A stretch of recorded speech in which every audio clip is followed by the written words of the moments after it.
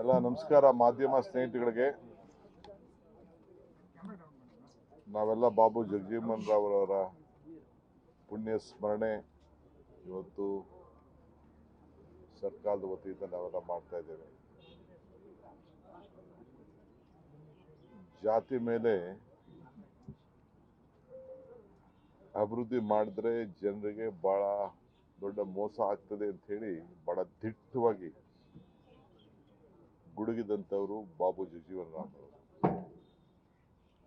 ಬಡತನ ಮುಕ್ತ ದೇಶವನ್ನ ಕನಸನ್ನ ಮಾಡಲು ಅವ್ರದ್ದೇ ಆದಂಥ ಒಂದು ಹೋರಾಟವನ್ನ ರೂಪಿಸಿದಂಥ ಒಬ್ಬ ಧೀಮಂತ ನಾಯಕ. ನನ್ನ ವೈಯಕ್ತಿಕವಾದಂಥ ಅನುಭವ, ನಾವೆಲ್ಲ ಕೆಲವರೆಲ್ಲ ಯೂತ್ ಕಾಂಗ್ರೆಸ್ ಸಮಾವೇಶಕ್ಕೆ ಹೋಗಿದ್ದು. ನಾನು, ನಮ್ಮ ವಿನಯ್ ಕುಮಾರ್ ಸುರ್ಕೆ, ಇನ್ನೂ ಭಾಳ ಜನ, ಬಾಲಾಜಿ, ಇವನ್ನ ಫೋಟೋ ಎಲ್ಲ ನಡೆಸಿದೆ. ಇವತ್ತು ಫೋಟೋ ಇದೆ ಆ ಫೋಟೋ. ಸೊ ಯೂತ್ ಕಾಂಗ್ರೆಸ್ ಸಮಾವೇಶಕ್ಕೆ ಹೋದಾಗ ಆ ಯೂತ್ ಕಾಂಗ್ರೆಸ್ ಸಮಾವೇಶ ಮುಗಿತಿದ್ದಂಗೆ ರಾಜೀವ್ ಗಾಂಧಿ ಅವರು ಈ ದೇಶದ ಪ್ರಧಾನಮಂತ್ರಿ ಆಗಿದ್ದರು. ಕಾಂಗ್ರೆಸ್ ಪಕ್ಷದ ಅಧ್ಯಕ್ಷರು ಕೂಡ ಆಗಿದ್ದರು. ಅವರು ಇದ್ದಂಥ ಸಂದರ್ಭದಲ್ಲಿ ಸಾಮಾನ್ಯವಾಗಿ ನಾವೆಲ್ಲ ಡೆಲಿಗೇಷನ್ ಹೋದಾಗ ರಾತ್ರಿ ಲೇಟಾಗಿ ಆಗಲಿ ಬೆಳಗ್ಗೆ ಆಗಲಿ ಆಗ ನಾವು ಅವನ್ನೆಲ್ಲ ಭೇಟಿ ಮಾಡೋಂಥ ಒಂದು, ಪ್ರತಿ ರಾಜ್ಯದ ಪ್ರತಿನಿಧಿಗಳು ಭೇಟಿ ಮಾಡೋಂಥದ್ದು, ಒಂದು ಫೋಟೋ ತೆಗೆಸ್ಕೊಳ್ಳೋಂಥದ್ದು, ಏನಾದರೆ ಹವಾಲನ್ನು ಸ್ವೀಕಾರ ಮಾಡೋಂಥ ಒಂದು ಸಂದರ್ಭ ಇತ್ತು. ಆಗ ಪ್ರಧಾನಮಂತ್ರಿಗಳು ಕೂಡ ವಾರಕ್ಕೆ ಒಂದಿನನೋ ತಿಂಗಳಿಗೆ ಒಂದಿನನೋ ಒಂದು ಜನಸಂಪರ್ಕ ಸಭೆ ಥರ ಅಹವಾಲುಗಳನ್ನು ಸಾರ್ವಜನಿಕರಿಗೆ ಸ್ವೀಕಾರ ಮಾಡ್ತಿದ್ರು. ಅದು ನೆಕ್ಸ್ಟ್ ಡೇ ಇತ್ತು. ರಮೇಶ್ ಚಿಂತಲಾ ಅಧ್ಯಕ್ಷರಾಗಿದ್ದರು, ರಾಷ್ಟ್ರ ಮಟ್ಟದ ಅಧ್ಯಕ್ಷರಾಗಿದ್ದರು. ಸೊ 11-11:15 ಗಂಟೆ ಆಯಿತು. ಅವತ್ತು ಯಾರನ್ನೂ ನಾವು ಭೇಟಿ ಮಾಡೋಕ್ಕಾಗಲಿಲ್ಲ. ಬೆಳಗ್ಗೆ ಏನು ಹೇಳಿದ್ರು ಅಂದರೆ, ಜಾಫರ್ ಶರೀಫ್ ಇದ್ದರು ಅವತ್ತು. ಏನು ಹೇಳಿದ್ರು ಅಂದರೆ ಅವರು, ಇವತ್ತು ರಾತ್ರಿ ಯಾರು ಯುವಕರನ್ನ ನಾವು ಭೇಟಿ ಮಾಡೋಕ್ಕಾಗಲ್ಲ, ನಾಳೆ ಬೆಳಗ್ಗೆ ಜನತಾ ದರ್ಶನ ಇದೆ, ಆ ಸಂದರ್ಭದಲ್ಲಿ ನಿಮ್ಮನ್ನೆಲ್ಲ ಭೇಟಿ ಮಾಡ್ತೀವಿ ಅಂತ ಹೇಳಿದ್ರು. ಆಗ 7 ರೇಸ್ ಕೋರ್ಸ್ ರೋಡು ಪ್ರಧಾನಮಂತ್ರಿಗಳ ಮನೆ. ನಾವೆಲ್ಲ ಲೈನಲ್ಲಿ ಕೂತಿದ್ದೋ. ಫಸ್ಟು ಆಂಧ್ರ, ಅರುಣಾಚಲ್ ಪ್ರದೇಶ, ಈಗೆಲ್ಲ ಇತ್ತು, ಎಲ್ಲ ಒಂದೊಂದೇ ಇತ್ತು. ಆಮೇಲೆ ನಮ್ಮದು ಕೇರಳ, ಕರ್ನಾಟಕ ಇತ್ತು. ಕೇರಳ ಆದ ತಕ್ಷಣ ನಮ್ಮದು ಕರ್ನಾಟಕ ಲೈನ್ ಸರ್ದಿ ಬಂತು. ನಾವೆಲ್ಲ ಏನು ಎಂಟ್ರ್ ಆಗಬೇಕು. ಎಂಟ್ರ್ ಆಗಬೇಕಾದ್ರೆ ಇದ್ದಕ್ಕಿದ್ದಂಗೆ ನಮ್ಮ ಲೈನು ನಿಂತ್ಕೊಳ್ತು. ಸ್ವಲ್ಪ ಸೆಕ್ಯೂರಿಟಿ, ಅಷ್ಟೊತ್ತಿಗೆ ಇಂದಿರಾ ಗಾಂಧಿ ಅವರ ಹತ್ಯೆ ಕೂಡ ಆಗಿದ್ದರಿಂದ ಅವರು ಪ್ರಧಾನಮಂತ್ರಿ ಆಗಿದ್ದರು. ಸೊ ನಾವೆಲ್ಲ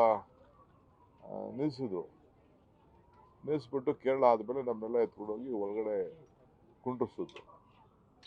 ಅಷ್ಟೊತ್ತಿಗೆ ಒಬ್ಬ ಮುತ್ಸದಿ, ಒಬ್ಬ ನಾಯಕರು ಒಂದು ಅಂಬಾಸಿಡರ್ ಕಾರಲ್ಲಿ, ವೈಟ್ ಕಲರ್ ಕಾರಲ್ಲಿ ಗೇಟ್ ಹತ್ರ ಬಂದು ಅವರು ಹಿಡಿತಾರೆ. ಅವರ ಸೆಕ್ಯೂರಿಟಿ SP ಜಿ ಅವರು ಬಂದು ಇವ್ರಿಗೆ, ರಾಜೀವ್ ಗಾಂಧಿ ಅವರಿಗೆ ಹೇಳ್ತಾರೆ, ಈ ರೀತಿ ಒಬ್ಬ ಹಿರಿಯ ನಾಯಕರು ಬಂದಿದ್ದಾರೆ ಇದ್ದಕ್ಕಿದ್ದಂಗೆ ನಿಮ್ಮ ನೋಡಲಿಕ್ಕೆ ಅಂತ. ಅವ್ರು ತಕ್ಷಣ ಓಡೋಗಿ ಅವ್ರನ್ನ ಗೇಟಿಂದ ಒಳಗಡೆ ಬಂದ್ಬಿಟ್ಟಿರ್ತಾರೆ ಅವರು. ಅಷ್ಟೊತ್ತಿಗೆ ಈ ಒಂದು ಜನಸಂಪರ್ಕ ಸಭೆ ಬೇರೆ ಇತ್ತಲ್ಲ, ಅದಕ್ಕೂ ಕೂಡ ಬೇರೆ ನಿಗದಿ ಮಾಡಿದರು. ಸೊ ಹೋಗಿ ನೋಡಿದಾಗ ಅವರು ಬಾಬು ಜಗಜೀವನ್ ರಾಮ್ ಅವರು. ಅವ್ರನ್ನ ಒಳಗಡೆ ಕರ್ಕೊಂಡು ಹೋಗ್ತಾರೆ. ನಮ್ಗೆ ಯಾರು ಅಂತ ಗೊತ್ತಾಗ್ಲಿಲ್ಲ. ಕರ್ಕೊಂಡೋಗಿ ಒಂದು 15 ನಿಮಿಷ ಅವ್ರ ಹತ್ರ ಮಾತಾಡ್ತಾರೆ. ಮಾತಾಡಾದ್ಮೇಲೆ ಕೊನೆಗೆ ವಾಪಸ್ ಅವ್ರನ್ನ ಕಳಿಸ್ಬಿಟ್ಟು ನಮ್ಮ ಹತ್ರಕ್ಕೆ ಬಂದರು. ನಾವು ಕೇಳ್ದೋ, ಏನದು, ಯಾರು ಈ ಥರ ಹೋದ್ರಲ್ಲ ಏನು ಅಂತ. ಇಲ್ಲ, ಅವರು ಬಾಬು ಜಗಜೀವನ್ ರಾಮ್ ಅವರು ನನ್ನ ಭೇಟಿ ಮಾಡಬೇಕು ಅಂತ ಬಂದರು. ಭಾಳ ದಿನದಿಂದ ನನ್ನನ್ನು ಭೇಟಿ ಮಾಡಬೇಕು ಅಂತ ಪ್ರಯತ್ನ ಮಾಡ್ತಿದ್ದಂತೆ. ಅವ್ರಿಗೆ ನಮ್ಮ ಸ್ಟಾಫ್ ಆಗಲಿ ನನಗಾಗಲಿ ಸರಿಯಾಗಿ ಮಾಹಿತಿ ಕೊಡಲಿಲ್ಲ. ಅವ್ರಿಗೆ ಅಪಾಯಿಂಟ್ಮೆಂಟು ಕೂಡ ಕೊಟ್ಟಿರಲಿಲ್ಲ ಇವರು. ಸೊ ಅವರು ಇವತ್ತು ಜನತಾ ದರ್ಶನ ಇತ್ತಲ್ಲ, ಆ ದರ್ಶನ ಸಂದರ್ಭದಲ್ಲಿ ನನ್ನ ಭೇಟಿ ಮಾಡಬೇಕು ಅಂತ ಬಂದಿದ್ದರು. ಸೊ ಅವ್ರು ಹೋಗಿ ಮಾತಾಡಿದೆ. ಏನು ವಿಚಾರ ಅಂತ ಹೇಳಿದ್ರು. ಅವ್ರು ಹೇಳಿದ್ರು, ನಾನು ನಿಮ್ಮ ತಾತ ಜೊತೆ ಕೆಲಸ ಮಾಡಿದ್ದೀನಿ, ನಿಮ್ಮ ತಾಯಿ ಜೊತೆ ಕೆಲಸ ಮಾಡಿದ್ದೀನಿ. ಅನೇಕ ಭಿನ್ನಾಭಿಪ್ರಾಯ ಬಂದ್ಬಿಡ್ತು. ಸೊ ಭಿನ್ನಾಭಿಪ್ರಾಯ ಬಂದು ಕೊನೆಗೆ ಈಗ ನನ್ನ ಅಂತ್ಯಕಾಲ. ನನಗೆ ಈ ದೇಶದಲ್ಲಿ ನಾವೆಲ್ಲ ಈ ದೇಶದ ಇತಿಹಾಸಕ್ಕೆ ನಾವೆಲ್ಲ ದುಡ್ದಂಥವ್ರು. ರಾಜಕೀಯದಲ್ಲಿ ಡಿಫ್ರೆನ್ಸ್ ಬರ್ತದೆ. ಆದರೆ ನನ್ನ ಕೊನೆಯ ಹಂತದಲ್ಲಿ ಆಗ ಬಾಬು ಜಗಜೀವನ್ ರಾಮ್ ಹೆಸರಿನಲ್ಲಿ ಕಾಂಗ್ರೆಸ್ ಮಾಡಿಕೊಂಡಿದ್ದು, ಕಾಂಗ್ರೆಸ್ ಮಾಡಿಕೊಂಡಿದ್ದು. ಅವ್ರು ಹೇಳಿದ್ರು ನಾನು ಮತ್ತೆ ಈ ಮೇನ್ ಸ್ಟ್ರೀಮ್ಗೆ ನಾನು ಬರಬೇಕು. ನಾನು ಯಾವ ಅಧಿಕಾರ ಕೇಳೋಕ್ಕೆ ನಾನು ಬರಲಿಲ್ಲ.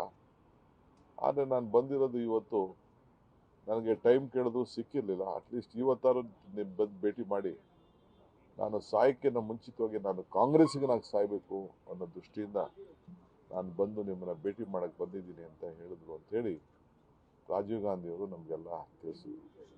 ನನ್ನ ಹತ್ರ ಇನ್ನೂ ಭಾವಚಿತ್ರ ನಾವೆಲ್ಲ ಗುಂಪಲ್ಲಿ ಕೂತಿರುವಂಥದ್ದು ಅನೇಕ ನಮ್ಮ ಯೂತ್ ಕಾಂಗ್ರೆಸ್ ಲೀಡರ್ಸ್ ಎಲ್ಲ ಕೂಡ ಇದೆ. ಹಾಗೆ ಬಾಬು ಜಗಜೀವನ್ ರಾಮ್ರವರು ಈ ದೇಶಕ್ಕೆ ಕೊಟ್ಟ ಕೊಡುಗೆ, ಕಾಂಗ್ರೆಸ್ ಪಕ್ಷದಲ್ಲಿ ಇದ್ದಂಥ ನಿಷ್ಠೆ, ಆಮೇಲೆ ಅವರ ಸುಪುತ್ರಿಗೆ, ಆಮೇಲೆ ಅವರು IAS ಆಫೀಸರ್ ಆಗಿದ್ದರು, ಅವರಿಗೆ ರಾಜೀನಾಮೆ ಕೊಡಿಸಿ ಕಾಂಗ್ರೆಸ್ ಪಕ್ಷಕ್ಕೆ ಕರ್ಕೊಂಡು ಅವ್ರಿಗೆ ದೊಡ್ಡ ಜವಾಬ್ದಾರಿ ಕೊಟ್ಟು ಫಸ್ಟ್ ಮಹಿಳಾ ಸ್ಪೀಕರ್ ಮಾಡಿ ಅನೇಕ ಖಾತೆಗಳನ್ನು ಕೊಟ್ಟು ಜವಾಬ್ದಾರಿಯನ್ನು ಕೊಟ್ಟು ಇವತ್ತು ಈ ದೇಶಕ್ಕೆ ಅವರ ಒಂದು ಹಸಿರು ಕ್ರಾಂತಿಗೆ ಅವ್ರದ್ದೇ ಆದಂಥ ಒಂದು ದೊಡ್ಡ ಪ್ರಯತ್ನವನ್ನು ಮಾಡಿದ್ರು.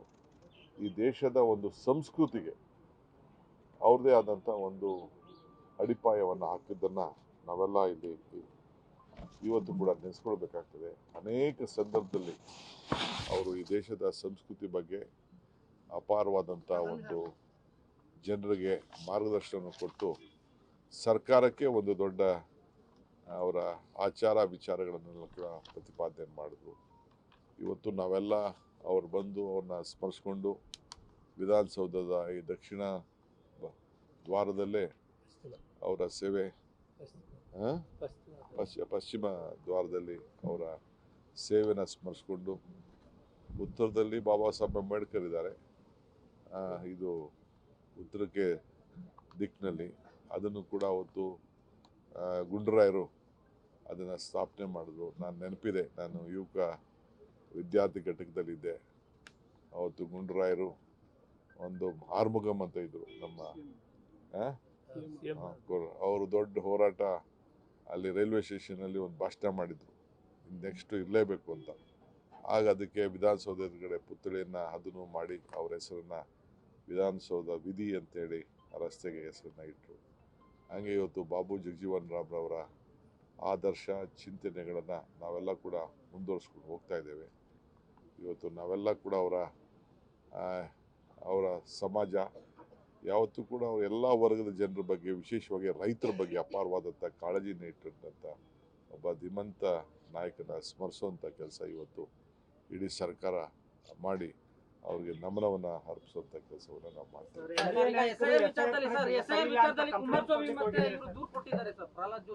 ನೋಡಿಯಪ್ಪ, ನಮ್ಮದು SIR ವಿಚಾರದಲ್ಲಿ ಕೇಂದ್ರ ಸರ್ಕಾರ ಅಂದರೆ ಎಲೆಕ್ಷನ್ ಕಮಿಷನ್ ಮಾಡೋಂಥ ರೀತಿಲಿ ನಮ್ಮದೇ ಆದಂಥ ಭಿನ್ನ ಅಭಿಪ್ರಾಯ ಇದೆ. ನಾವು ಇದನ್ನಾಲೆ ಕೋರ್ಟಲ್ಲೂ ಕೂಡ ನಮ್ಮ ವಾದವನ್ನು ಸಲ್ಲಿಸಿದ್ದೇವೆ. ಆದರೂ ಕೂಡ ಕೋರ್ಟಲ್ಲಿ ಒಂದು ತೀರ್ಪನ್ನು ಕೊಟ್ಟಿದ್ದಾರೆ. ಅದು ಕೂಡ ಮತ್ತೆ ನಾವು ಅದರ ವಿಚಾರವನ್ನು ಏನು ಆ ಟೈಮ್ ಲೈನ್ ಫಿಕ್ಸ್ ಮಾಡಿದ್ದಾರೆ ಅದರ ವಿಚಾರದಲ್ಲಿ ನಾವು ಕೂಡ ಕೋರ್ಟ್ಗೆ ಹಾಕುವಂಥವ್ರು ಇದ್ದೇವೆ. ಆದರೆ ಮಧ್ಯದಲ್ಲಿ ನಾವು ಎಲ್ಲರಿಗೂ ಕೂಡ ಮತ ಕೊಡಬೇಕು ಅಂಥೇಳಿ ನಮ್ಮ ಸರ್ಕಾರ ಯಾವ ರಾಜ್ಯಲ್ಲೂ ಈ ರೀತಿ ದಿಟ್ಟವಾದಂಥ ಸರ್ಕಾರ ಚುನಾವಣಾ ಆಯೋಗ ಜೊತೆ ಕೈಗೆ ಜೋಡಿಸಿರಲಿಲ್ಲ. ನಾವು ಕೈ ಜೋಡಿಸಿ ಅವ್ರಿಗೆ ಏನು ಬೇಕೋ ನಮ್ಮ ಅಧಿಕಾರಿಗಳಿಗೆ ಸೂಚನೆ ಕೊಟ್ಟು ನಾವು ಯಾರು ಇದಕ್ಕೆ ಕೈ ಹಾಕ್ತಾ ಇಲ್ಲ. ಇದು ಅವರು ಚುನಾವಣಾ ಆಯೋಗದ ಅಡಿಯಲ್ಲಿ ಅವರ ಮಾರ್ಗದರ್ಶನದಲ್ಲಿ ಕೆಲಸ ಮಾಡ್ತಾ ಇದ್ದಾರೆ. ನಾವು ನಿಮ್ಮ ಮತವನ್ನು, ನಿಮ್ಮ ಮತದ ಹಕ್ಕನ್ನು ನೀವು ಉಳಿಸ್ಕೊಳ್ಳಿ. ನಿಮ್ಮ ಮತ ಇದ್ದರೆ ನಿಮ್ಮ ಬದುಕು, right to vote, right to live ಅಂಥೇಳಿ ನಾವು ಎಲ್ರಿಗೂ ಕೂಡ ನಾವು ಜಾಗೃತಿ ಮೂಡಿಸ್ತಾ ಇದ್ದೀವಿ. ಎಲ್ಲ ಪಾರ್ಟಿಯವರು ಕೂಡ BLAಗಳನ್ನು ಅಪಾಯಿಂಟ್ ಮಾಡ್ಕೊಳ್ಳಿಕ್ಕೆ ಚುನಾವಣಾ ಆಯೋಗ ಅವಕಾಶ ಕೊಟ್ಟಿದೆ.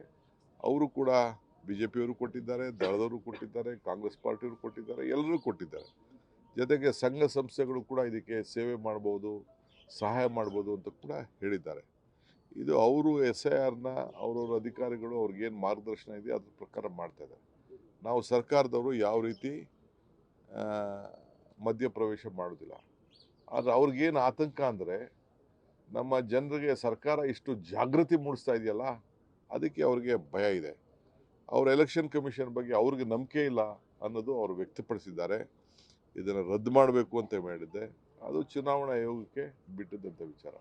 ನಾವು ಕೂಡ ಅನೇಕ ವಿಚಾರದಲ್ಲಿ ಇವತ್ತು ಎಲ್ಲರಿಗೂ ಕೂಡ ಕ್ಯಾಸ್ಟ್ ಸರ್ಟಿಫಿಕೇಟ್ಗಳು ತೆಗೆದುಕೊಂಡಿದ್ದಾರೆ. ಸುಮಾರು 4.25 ಕೋಟಿಯಷ್ಟು ಜನ OBC certificate, SC certificate, ST certificate, ಕೆಲವು ಮೈನಾರಿಟಿ ಸರ್ಟಿಫಿಕೇಟಿಗೆಲ್ಲ ತೆಗೆದುಕೊಂಡಿದ್ದಾರೆ. ಅದನ್ನು ಆನ್ಲೈನಲ್ಲಿ ಡೌನ್ಲೋಡ್ ಮಾಡಲಿಕ್ಕೆ ಅವಕಾಶವನ್ನು ನಾವು ಮಾಡಿಕೊಟ್ಟಿದ್ದೇವೆ. ಆಮೇಲೆ ರೆಸಿಡೆನ್ಷಿಯಲ್ ಸರ್ಟಿಫಿಕೇಟು ಅದನ್ನು ಕೂಡ ಇವತ್ತು ನಮ್ಮ ತಹಶೀಲ್ದಾರ್, ಉಪ ತಹಶೀಲ್ದಾರ್ಗಳಿಗೆ ಹೇಳಿ ಯಾರು ವಾಸಪತ್ರ ಇದೆ ಅಂತೇಳಿ ಕೊಟ್ಟಿದ್ದಾರೆ. ಈಗ 72ನೇ ಇದು 2002ನೇ ಮತದಾನದ ಹಕ್ಕು ಮತದಾನ ಇರುವಂಥದ್ದು ದಾಖಲೆ ಯಾರ ಹತ್ರನೂ ಇರುವುದಿಲ್ಲ. ಅದಕ್ಕೆ ಈ ಸಂದರ್ಭದಲ್ಲಿ ಅದಕ್ಕೂ ಕೂಡ ಡೌನ್ಲೋಡ್ ಮಾಡಲಿಕ್ಕೆ ಇವತ್ತು ನಾವು ಅವಕಾಶವನ್ನು ಮಾಡಿಕೊಟ್ಟಿದ್ದೇವೆ. ಸರ್ಕಾರ ಎಲ್ಲ ಜನರಿಗೂ ಕೂಡ ನಿಮ್ಮ ಮತದ ಹಕ್ಕನ್ನು ಕರ್ನಾಟಕ ರಾಜ್ಯದಲ್ಲಿ ಉಳಿಸ್ಕೊಳ್ಳಿ ಅಂತ ಹೇಳ್ತಾ ಇದ್ದೀವಿ. ಅವ್ರದ್ದೊಂದು ದೊಡ್ಡ ಕುತಂತ್ರ ಏನಿದೆ ಅಂದರೆ ಬಡವ್ರ ಮೇಲೆ ಏನಾದ್ರು ಮಾಡಿ ತೊಂದರೆ ಮಾಡಬೇಕು, ಅಲ್ಪಸಂಖ್ಯಾತರಿಗೆ ತೊಂದರೆ ಮಾಡಬೇಕು. ಸುಮ್ಮನೆ ಬಾಂಗ್ಲಾದೇಶಗಳಿಗೋಸ್ಕರ ಮಾಡ್ತೀವಿ. ಎಲ್ಲಿ ಯಾವ ಬಾಂಗ್ಲಾದೇಶ? ನಿನ್ನ ಕೈಯಲ್ಲಿ ಅಧಿಕಾರ ಇತ್ತಲ್ಲಪ್ಪ, ಬಾಂಗ್ಲಾದೇಶವ್ರನ್ನೆಲ್ಲ ಓಡಿಸ್ಬೇಕಾಯ್ತು. ಯಾರು ಬೇಡ ಅಂತ ಹೇಳಿದ್ರು?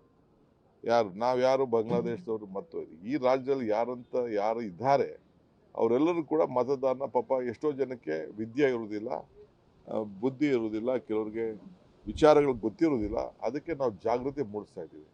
ಈಗ ವೆಸ್ಟ್ ಬೆಂಗಾಲಲ್ಲಿ, ಬಿಹಾರಲ್ಲಿ ಏನು ಮಾಡಿದ್ದಾರೆ? ಯಾರು ಈ ಫುಡ್ಡು ಆ್ಯಕ್ಟು ಯಾರು ತಂದಿದ್ದು? ಮನಮೋಹನ್ ಸಿಂಗ್ರವ್ರು ತಂದರು. ಎಲ್ಲರಿಗೂ ಪಡಿತರ ಚೀಟಿ ಕೊಡಬೇಕು ಅಂತ ಹೇಳಿದ್ರು. ಅವರೇನು ಕಾನೂನು ಮಾಡಿಬಿಟ್ಟಿದ್ದಾರೆ, ಯಾರಿಗೆ ಮತದಾನ ಇಲ್ಲ ಆ ಫುಡ್ಡನ್ನು ಕಿತ್ತಾಕ್ತೀವಿ ಅಂತೇಳಿ ಆದೇಶ ಕೊಟ್ಬಿಟ್ಟಿದ್ದಾರೆ. ಬಿಹಾರಲ್ಲೂ ಕೊಟ್ಟಿದ್ದಾರೆ. ನಿಮಗೆ ಬೇಕಾದ್ರೆ ಆದೇಶದ ಪ್ರತಿಯನ್ನು ಕೊಡ್ತೇವೆ. ಅದಕ್ಕೆ ನಾನು ಜನರಿಗೆ, ಯಾಕೆಂದರೆ ನಾವು 5 ಗ್ಯಾರಂಟಿಗಳನ್ನು ಕೊಟ್ಟಿದ್ದೇವೆ. 5 ಗ್ಯಾರಂಟಿ ಯಾಕೆ ಕೊಟ್ಟರೆ ನಾವು ಇವತ್ತು ಏನು ಹಣ ದುಬ್ಬರ ಆಗ್ತಾ ಇದೆ, ಏನು ಬೆಲೆ ಏರಿಕೆ ಏನಾಗ್ತಾ ಇದೆ, ಆದಾಯ ಏನು ಕಡಿಮೆ ಆಗ್ತಾ ಇದೆ, ಪ್ರತಿ ಹಂತದಲ್ಲೂ ಕೂಡ ಏನಾಗ್ತಾ ಇದೆ, ಇದಕ್ಕೆ ಸಹಾಯ ಆಗಬೇಕು ಅಂತೇಳಿ ನಾವು ಇಂಥ ಒಂದು ದೊಡ್ಡ ಗ್ಯಾರಂಟಿ ತೀರ್ಮಾನ ಮಾಡಿದ್ವು. ನಾವು ಮಾಡಿದ ತೀರ್ಮಾನ ಇವತ್ತು BJPಯವರು, ಕೇಂದ್ರ ಸರ್ಕಾರ, NDA ಸರ್ಕಾರ, ಇದು ಕಾಂಗ್ರೆಸ್ ಅವರು ಮಾಡೋಂಥ ಒಂದು ತೀರ್ಮಾನದಲ್ಲಿ ಅರ್ಥ ಇದೆ ಅಂತೇಳಿ ಅವರು ಕೂಡ ಅಳವಡಿಸ್ಕೊಂಡು ಅವರೆಲ್ಲ ಎಲೆಕ್ಷನಲ್ಲಿ ಕೂಡ ಘೋಷಣೆ ಮಾಡಿ ಒಂದೊಂದು ತಿಂಗಳು ಮುಂಚಿತವಾಗಿ 10 ತಿಂಗಳದು ದುಡ್ಡನ್ನು ಒಂದೇ ಸತಿ 10,000, 20,000 ಎಲ್ಲ ಕೊಡುವಂಥ ಕೆಲಸ ಮಾಡ್ತಾಯಿದೆ. ಸೊ ನಾವು ಕರ್ನಾಟಕ ಒಂದು ಮಾಡಲ್ಲು.